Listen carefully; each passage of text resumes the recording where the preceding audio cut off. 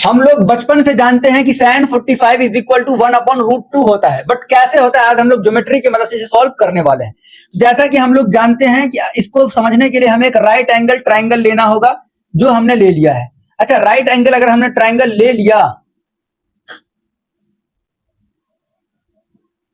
तो ये वाला एंगल कितना होता है 90 डिग्री, और 90 के सामने हमारा क्या होगा h, कितना होगा h।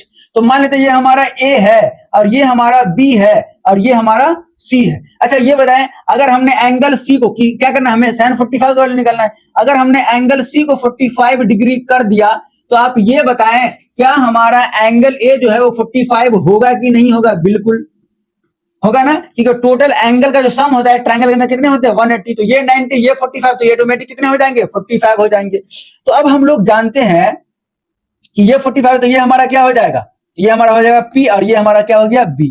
अच्छा ये बात हम लोग जानते हैं, हमने 9th में पढ़ा था कि अगर ट्रायंगल्स में दो एंगल अगर सेम होते हैं तो उसके सामने वाली साइड भी क्या होंगे इक्वल, यानी कि P बराबर क्या हो जाएगा B। ये बात आप लोग पहले से जानते थे।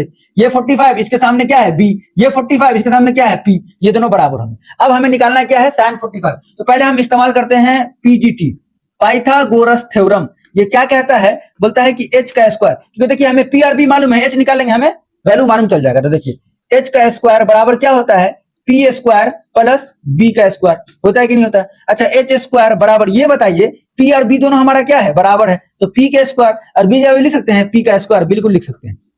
तो मेरा h स्क्वायर बराबर क्या आ गया 2P स्क्वायर, हुआ कि नहीं हुआ? बिल्कुल। तो h बराबर मेरा क्या हो जाएगा √2P।